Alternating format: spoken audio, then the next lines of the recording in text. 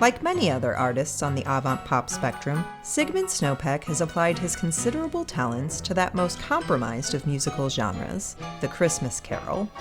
Christmas, released in 2001, Ornaments from 2008, and The Easter Bunny's Christmas from 2011 are each filled with holiday standards and original compositions. Sigmund's various contributions to the Christmas canon include celebrations of family, food, and the icy landscapes of his beloved home state. The sheer volume of material that Sigmund has recorded, along with its uniquely Snopekian oddness, sets his work apart, transcending the blatant commercial vulgarity that mars so many holiday recordings. But still, Sigmund's perpetually skeptical documentarian wondered, despite Snopek's obvious love for the holiday season, could the root of all his Christmas cheer still be financial? Christmas time brings another opportunity for seasonal gigs of all sorts, and Sigmund, always a curious mix of shrewdness and utter impracticality, is uniquely qualified to meet the needs of any holiday event.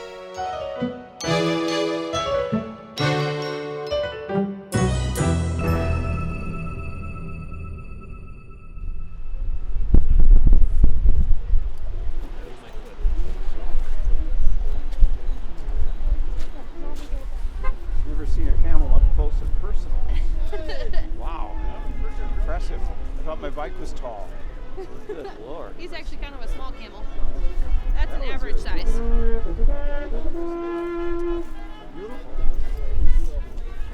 This is his weather. He loves this. New Berlin, Wisconsin, located on the border of Milwaukee and Waukesha County, has a population of 40,000 people, fewer than 1% of whom had shown up for the annual Christmas parade. Toady couldn't blame them. It was cold, it was wet, and many of the people scheduled to be in the parade had instead opted to stay home this year. Cough drops, Merry Christmas!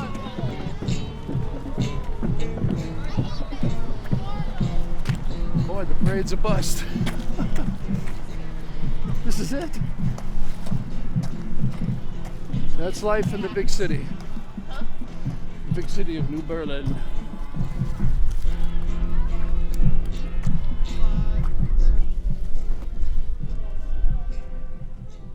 It was the filmmaker's fourth trip to Wisconsin, and this time he was traveling without Bob Mielke, his trusty soundman and expert on all things Snopek, who was stuck at home wrapping up his teaching duties for the semester. It was less than ideal, but that seemed oddly fitting for Toady's documentary. After all, hadn't Sigmund built a career out of circumstances that were less than ideal? Even in the worst situations, his was a world of mystery and miracle. And that may have been why, in the midst of this depressingly uncelebratory parade, Toady could still sense the faintest spark of magic, like a broadcast from that other universe envisioned by Russell Snopek in his book, My Science Fiction Autobiography, where Sigmund Snopek III is a household name, and his peculiar vision of Christmas is celebrated around the globe. The Easter Bunny's Christmas, he's making out his wish list. He's working with his missus to make ends meet for Christmas. Hippity hop to the Christmas tree, he's as busy as a bee, working for Santa behind the scenes, helping to dye eggs red and green. Merry Christmas from the bunny, hope your year was really sunny. Merry Christmas from the bunny.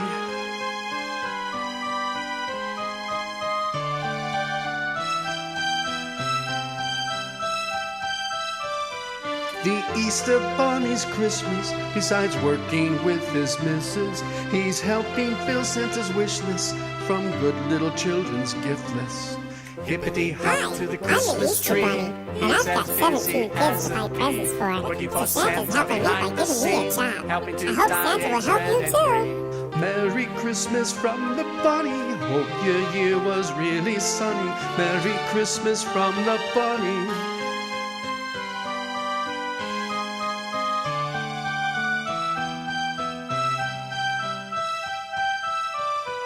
The Easter Bunny's Christmas, besides working hard on Easter, he needs more money for his bunnies to fill their Christmas dreams stir.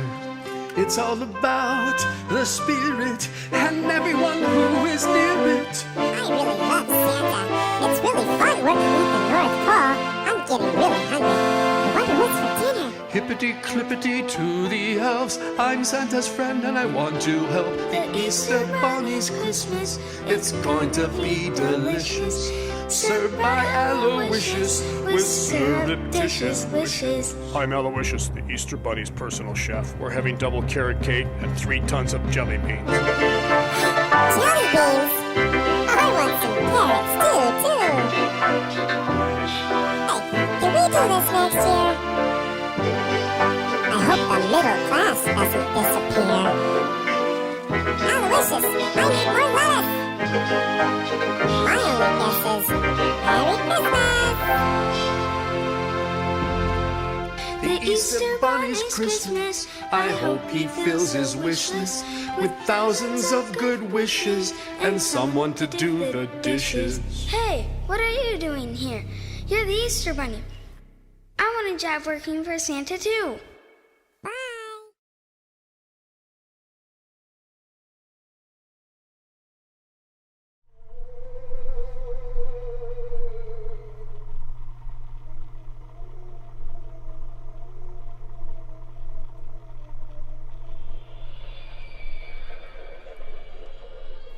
Toadie's education had been in literary studies rather than journalism or documentary filmmaking, so his mind was hardwired to seek meaning in symbols and structures wherever he found them. But this training encountered a major challenge when the filmmaker discovered that Sigmund's apartment, which for most of the year resembled a sort of makeshift temple to the god of Christmas kitsch, had now, in the month of December, been transformed into a celebration of all things Halloween.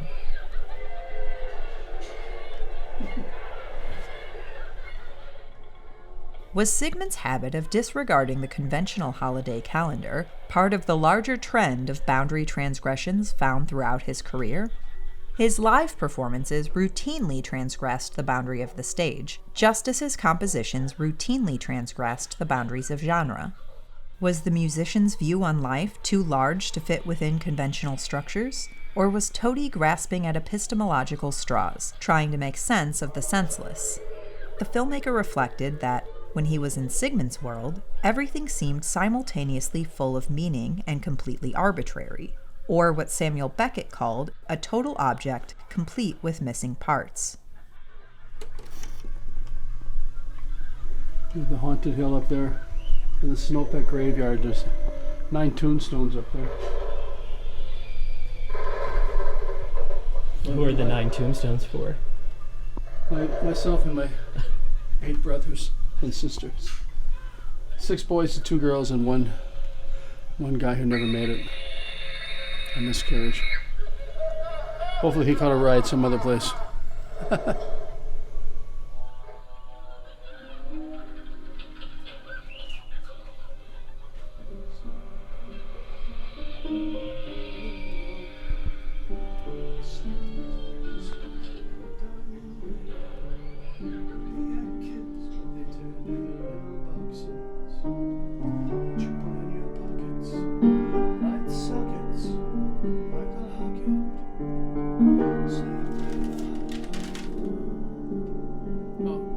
Just rehearsing. Here we go. Latest song. Sitting on a couch, feeling no pain, while Saturn is producing diamond rain. We had kids, but they turned into little boxes that you put in your pockets. Light sockets, Michael Huckett. Say a prayer for hot dog. I hope he makes it to eggnog. While Saturn is producing diamond rain. Diamond rain. Shining and deadly, old Mr. Schmedley. Just another made-up name. Ruby Rain. Diamond rain, diamond rain, diamond rain.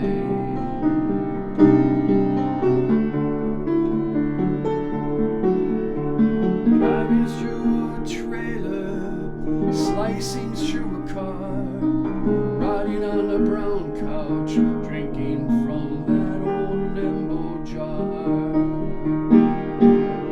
Here it comes one more time, diamond rain. I think I'll take a trip to Europe so I can say it rains on the plain somewhere deep in Spain. It doesn't matter anymore, just as Zsa Zsa Gabor. Diamond rain, diamond rain,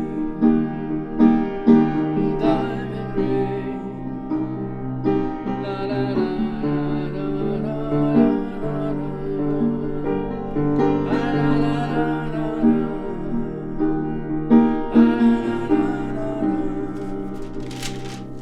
diamond rain.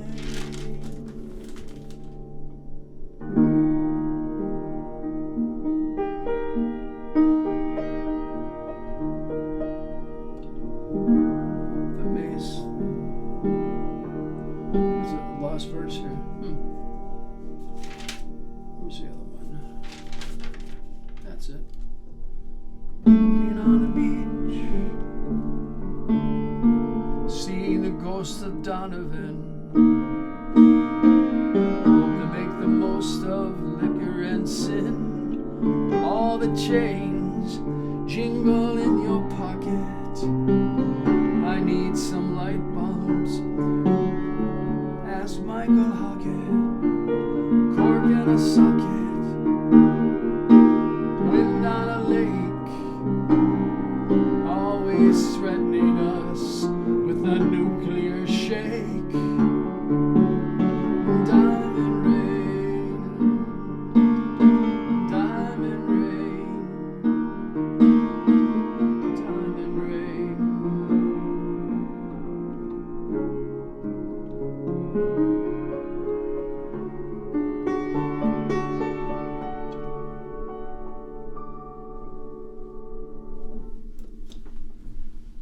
Diamond Rains, that's from a TV show, a science show, with the scientist was hypothesizing that with the Saturn's climate, it could be raining diamonds there right now. And then they show a picture of all these diamonds coming down. And then, of course, you change the channel and they're talking about nuclear war.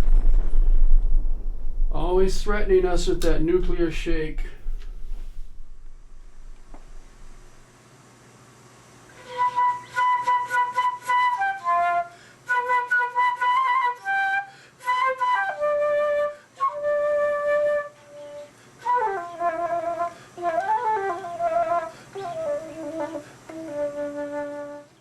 Sigmund was scheduled to perform that evening with the band 1913.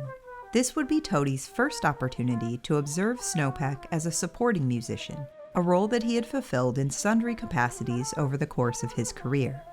Throughout the 1970s, Sigmund's rising star seemed destined for fame and success, but even at his most popular, he maintained a steady stream of side gigs as a session musician, writing music for theater, or as a backing member for popular touring acts. As the years passed, these journeyman tendencies threatened to overshadow the visionary compositions that had established his reputation. It seemed to Toadi that, by the early 1980s, Sigmund's career had lost most of its momentum, leaving the musician unmoored and uncertain of what his next move should be. Musically, I think he really was a genius when he got started.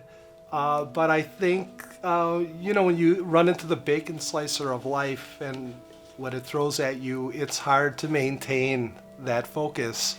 Sigmund is a very unique character because I think sometimes he's not exactly sure how to present himself, and other times he has a very definite idea of how to do that. One of the things that possibly has hindered Sigmund in his career as far as reaching a lot more of a worldwide reputation is he, I think, has a little bit of trouble being organized. And if that's something that maybe he could have taken a little bit more to heart earlier on in his career, that maybe would have served him well. He was in situations where things fell apart, like he would have bands that would just fall apart before they could gain critical mass, and sometimes that was through his poor, management skills or whatever. The burdens of a band leader, he very frequently recounted, because he's not a natural leader. He's maybe a musical leader, but he's certainly not a leader of men. So he didn't like being thrust into that role, yet he was, and probably the guys who were in his bands didn't really like having him in that role either, because it's not his nature to be good at that. I'm sure his affairs as far as copyright registration or being able to pass all that stuff on are a mess, and I'm a lawyer and I've pleaded with him, look, come on, you need to get this together. This is your work, this is your life's work, and but I don't know. I don't think he has one master tape from any of the records we ever recorded. They're all just lost. And so he never paid attention to detail like he should have. And really, he's not wired that way. He's always wants to write a new piece of music. And, I did that last year, who cares? Yeah. So he's kind of dismissive of what he's already done. It's called the music business for a reason. You need music and you need business. And people who become musicians, who become artists, who become poets, who become painters, that's a whole other part of the brain, And there are very few that are good at both. Sigmund's always looking for short-term gain, but he'll do it at long-term expense to his career or his life. He's condemned himself to a life of musical adventure and slavery. He's like doing so many different things, but he's got to keep doing it. Various overlapping factors, including the dissolution of his first marriage and generational shifts occurring in the Milwaukee music scene, signaled that a seismic change awaited Sigmund, and that change would occur in the inescapably ominous year of 1984.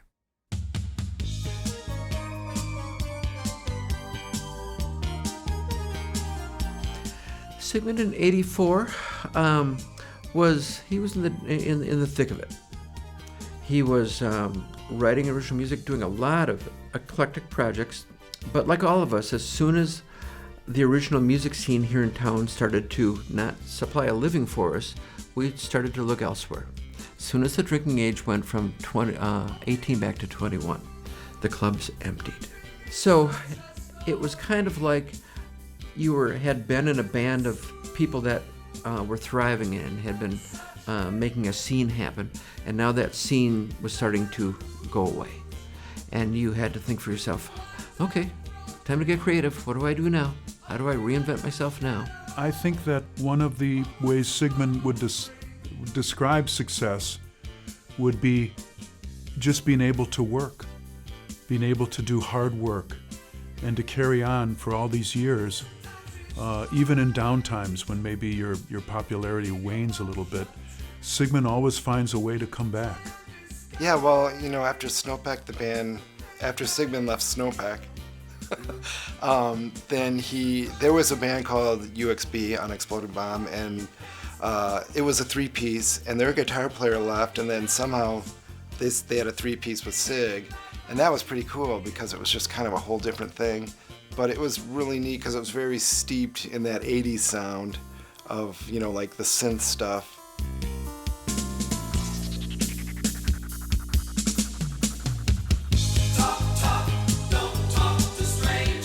Snopek and UXB recorded one album together, Modern Heaven, named after the book of poetry by Sigmund's friend John Kruth that provided many of the album's lyrics.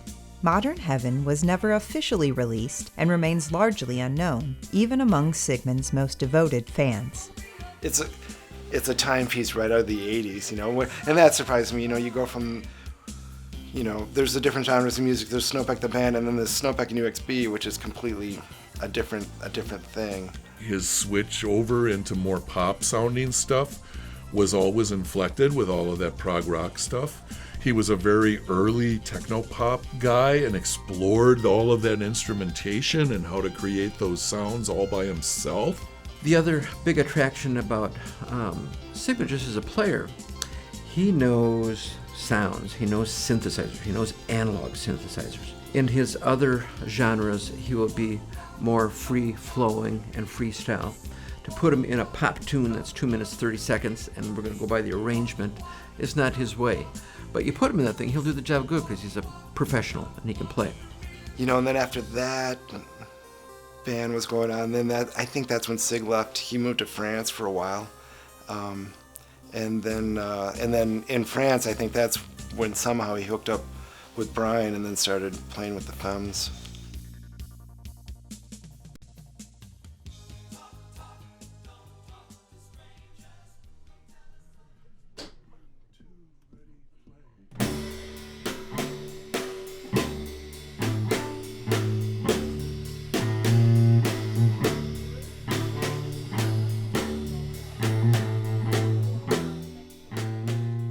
"1913" was the latest band of Sigmund's friend Victor De Lorenzo, the original drummer of the Violent Femmes.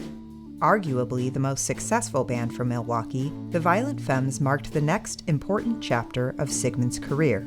Starting in 1984 and continuing for the rest of the millennium, Sigmund toured the world as a member of the Femmes' backing band, the Horns of Dilemma, finally achieving widespread recognition, but only as a supporting musician for his younger, more popular friends.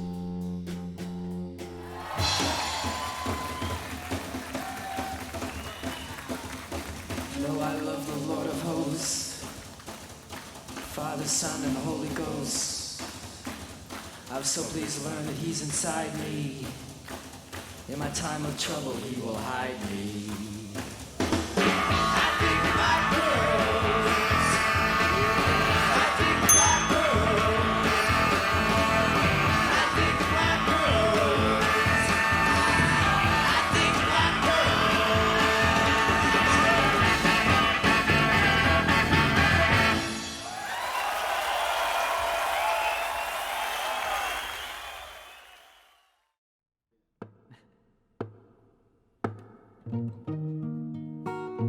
Back in the days of the early Femmes, there was a generational shift. We were part of the generation that invented punk rock, so we had a tendency to look at the musicians who were probably 5 or 10 years older than us and like, okay, that was a different time. That was a different era of music.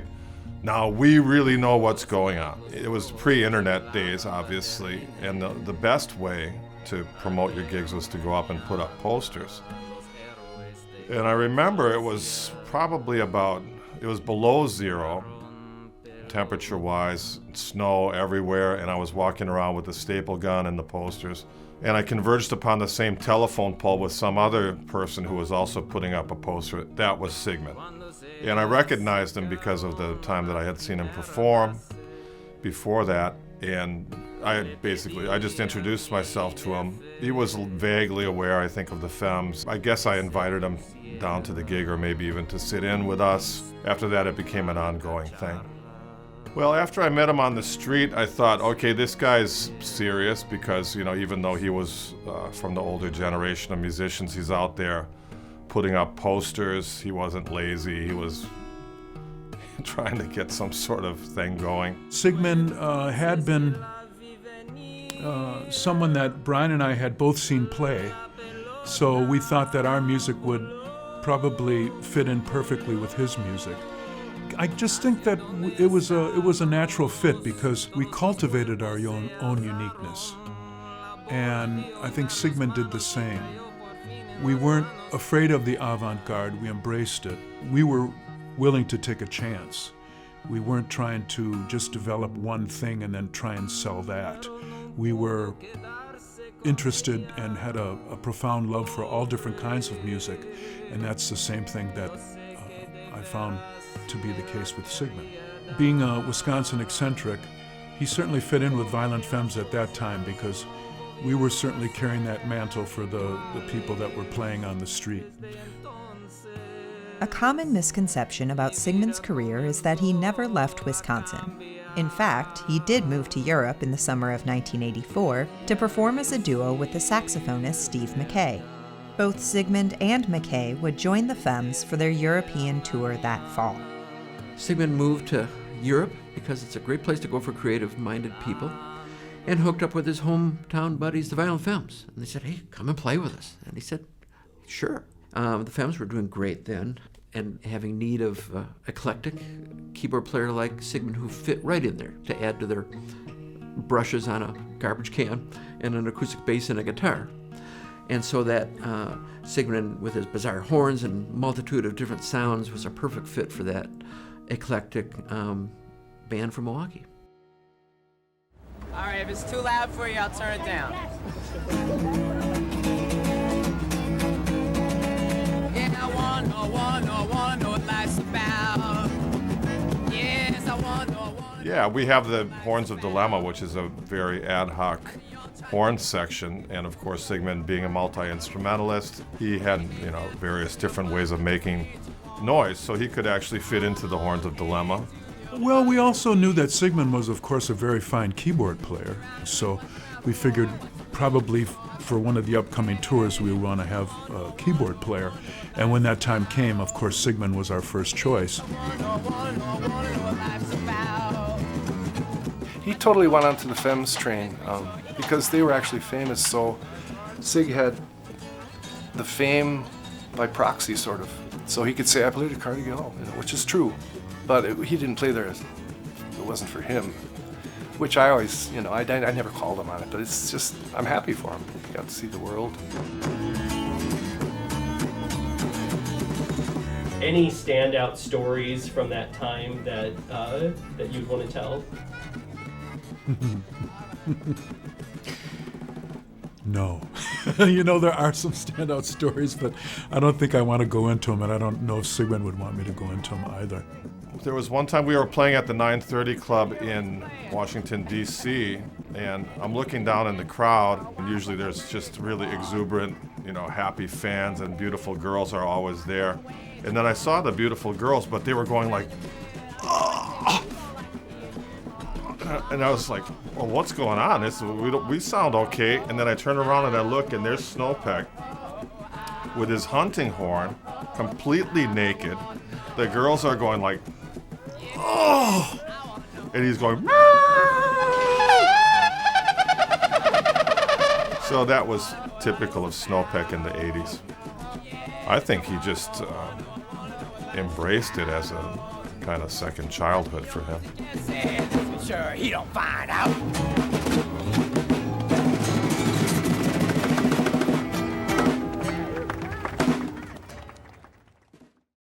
The Horns of Dilemma was the name that Brian came up with to describe anybody who wasn't in the Femmes, meaning Brian, Victor, and Gordon, who was playing with the Femmes or on tour with the Femmes. I didn't know Sig until we started playing together. I knew who he was, and I knew of him. To me, he was, he was part of a sort of upper echelon of Milwaukee musicians that had been in bands that had been signed, bands that had toured. He had a very high reputation. The Femmes, I think, for Sig was just something that came along, and he did it in his own way for his own reasons, as long as it satisfied him and as long as they wanted him along. We always got along, and we always had fun, and he was always an inspiration to me to try to play better, to try to play, to a higher level. And then, what can I say? Sig and I, in those days and in a lot of the years that followed, believed that there was a lot to be gained from excess. And so Sig and I both shared that love of excess. Back in Milwaukee, during the downtime between Violent Femmes tours, Sigmund began performing with an anarchic and experimental anti-band, variously referred to as Les Noisemakers from Hell or the Washed-Up Has-Beens of Rock. This loosely defined group, whose only consistent members were Sigmund Snopek and Peter Balistreri, was equal parts practical joke, drunken spectacle, and serious exploration of the outer limits of avant-pop musicianship. So, Noisemakers from Hell was what we called the kidnapping of Sig's solo act. He'd be doing his solo act at this little club or that little club. So, 3 or 4 of us from the Femmes or from the Femmes entourage would go to see Sig. And it started out with us just hanging out, drinking, watching Sig's show. To be honest, I don't remember how I think we all just decided to show up with our instruments one night. Victor sat in and played drums, and Brian was playing bass. I was playing sax. I was part of the Noisemakers from Hell from its inception. What it was an attempt at controlled chaos, but I think most of the time chaos won out. For some reason, people really responded to it. It was really fun. It was a fun group of people to be with, and there was a lot of musical invention, a lot of laughs, and quite a bit of beer drinking. Suddenly, this guy who was the manager of a bar said, "You guys can play here. You can have every Sunday night." Whoa, well, for Sig, that was Sig with a guaranteed gig. Well, so Sig's going to say yes. And for the rest of us, there was nothing attached to it. You know what I mean? If you wanted to show up, you showed up. If you didn't want to show up, you didn't show up. And we said we would only do it if we could say and do anything we wanted on stage. No censorship of any kind, or we walk. And we drink for free. No limit. And he said, "Yep, sure, okay." And that was the beginning of just, scatological hijinks, musical murder, sabotage, and then just a lot of goofball, lame stuff that honestly we all thought would last 2 or 3 times, and they'd pull the plug. And again, kind of like the Femmes, every week more people, every week more praise. We start being reviewed in the Milwaukee Journal, huge praiseworthy article. It turns into this big thing. Guy in the sweater. You can have any kind of shit you want. You can have any kind of shit you want, because here are folks who got it all. What's the matter? And you got it all. I believe in crystal light, because I believe in me. And that's the fucking bottom line, dude. 10 billion kids, the athletes don't skates, 10 million strong, unthrown. Ajax the children is stronger than dirt, stronger than dirt. Ajax, is stronger than dirt, stronger than dirt. So the moon is in this house, and you will collide with Mars, and peace will guide the planet, and love will steer stars in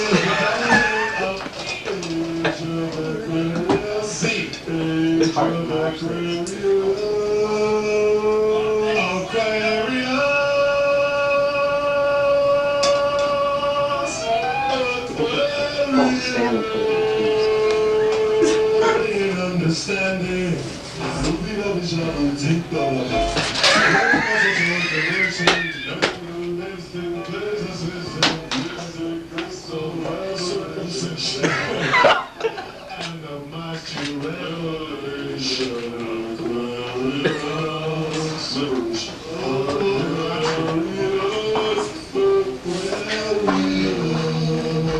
This gets real nice.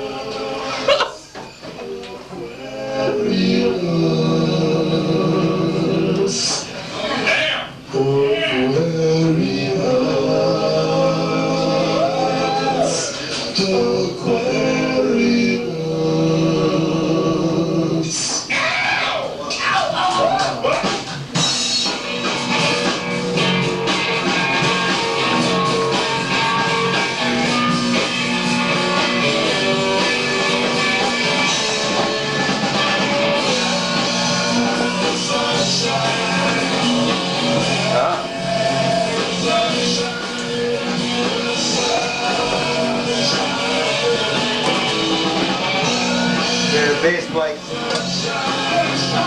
Get rid of that bass.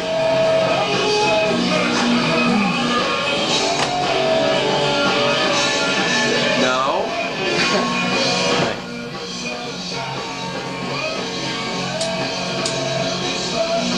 Yeah, I just have a real aversion. I mean, oh, it's still on. Isn't it, by Cracky? Well, gosh darn it, man. By Cracky! By Cracky, I've been hoodwinked!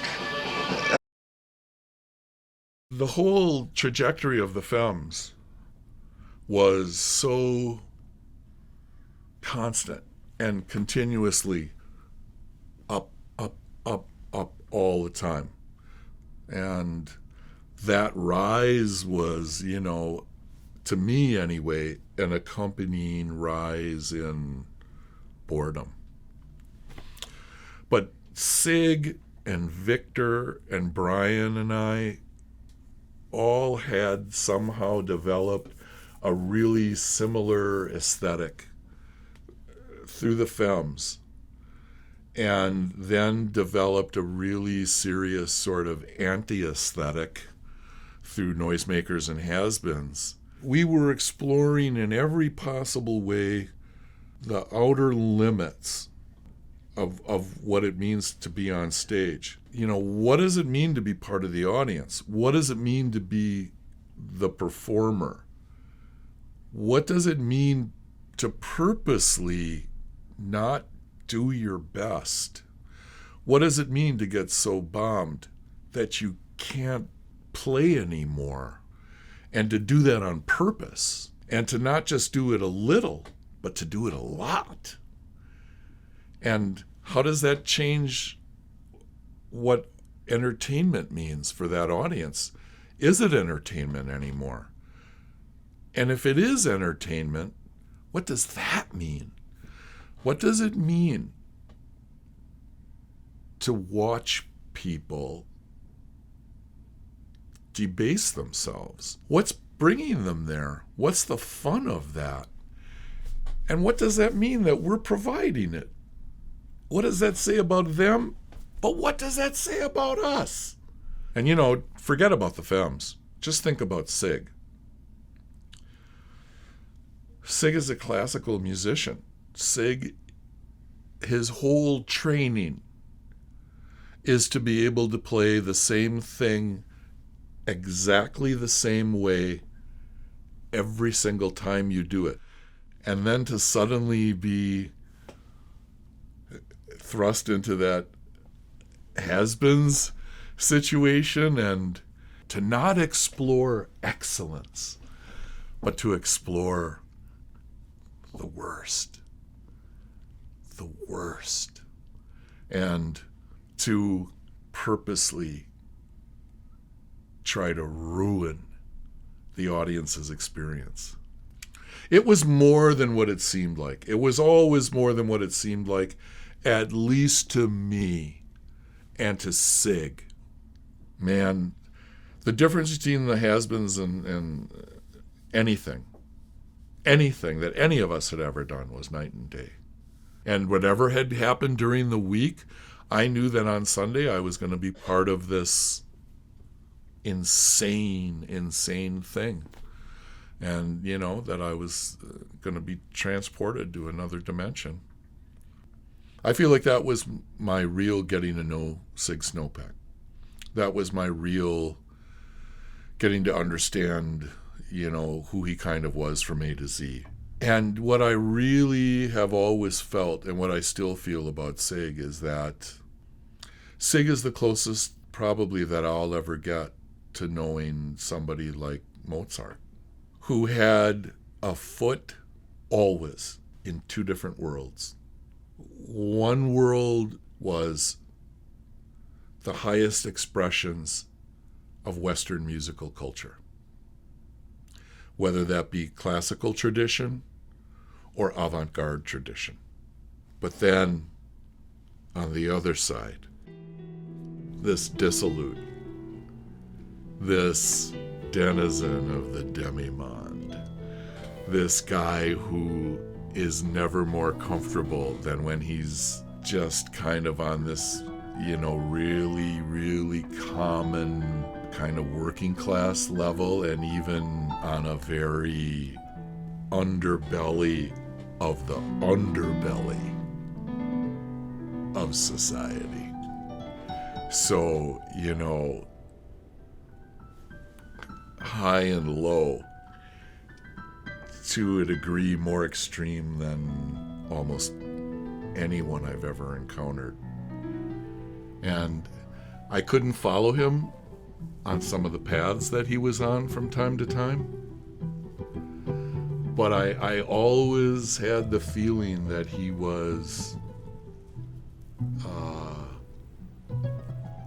both weaker and stronger than anybody knew. That the depths and the heights to which he could go were just inexplicable.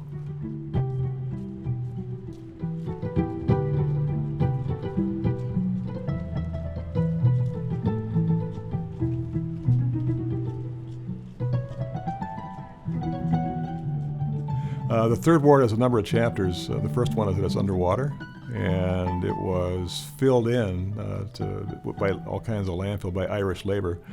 And then the Irish built houses on that muck as soon as it was dry. And it was called, during their time of dominion there, it was called the Bloody Third, because it had the highest arrest rate in Milwaukee and the highest number of saloons. So this was not a place you would have brought your out-of-town guest and say, here's the best we have to offer.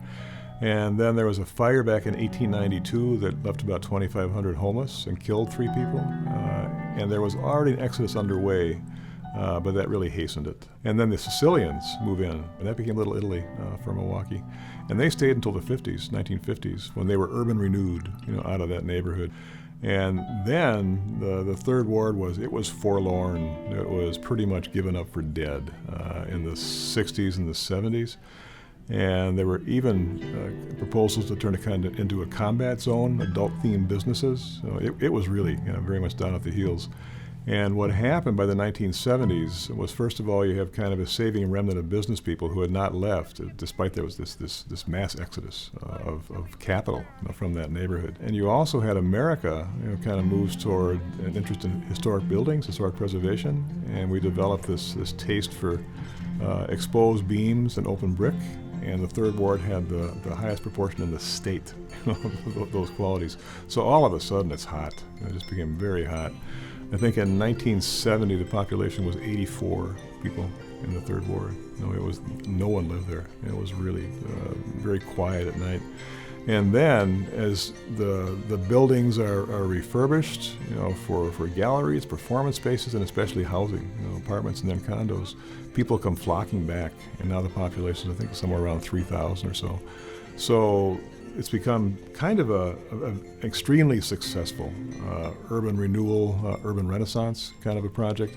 And with that has come kind of a rebirth of commerce down there. And as you have this kind of this promotional machine, kind of gathering steam, things like Christmas in the Ward, gallery night began down there. So you have a lot of things to bring people in and kind of bring cash in as well. So there's become a strong commercial orientation as well as cultural. And the Broadway Theater Center down there, all the galleries down there. Somebody back in the 70s, if you told a Milwaukeean, no, you'll go down there for fine art and fine theater, said, nah, impossible. But it has happened.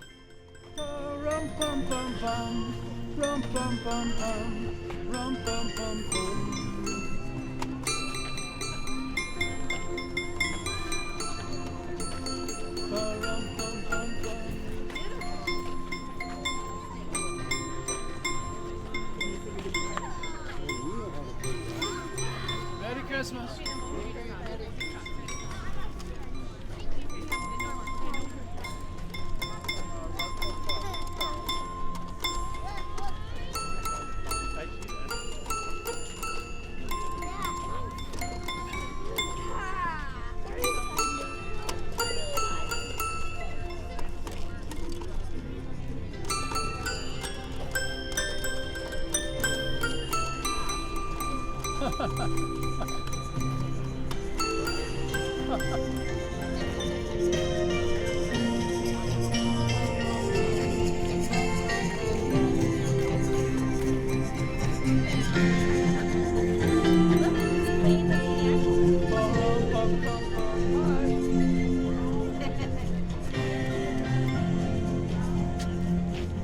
Cameron says that I got to give her a CD.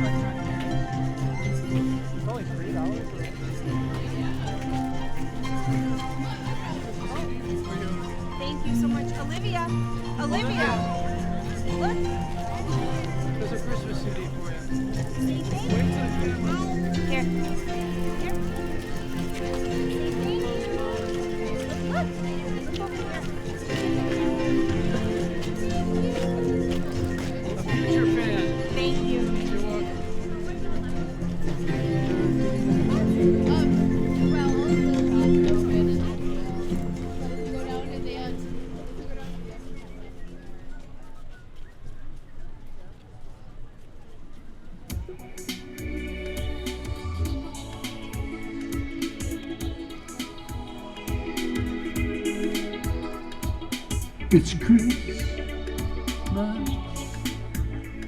again, and in comes the cold, cold wind. Santa and the reindeer are here, bringing peace to those who care.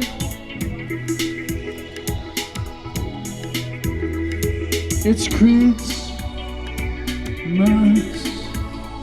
again. In comes that old cold wind. Santa and the reindeer are here, bringing peace to those who care. There are many wars on the earth today, so come on, Santa, bring out the peace slave.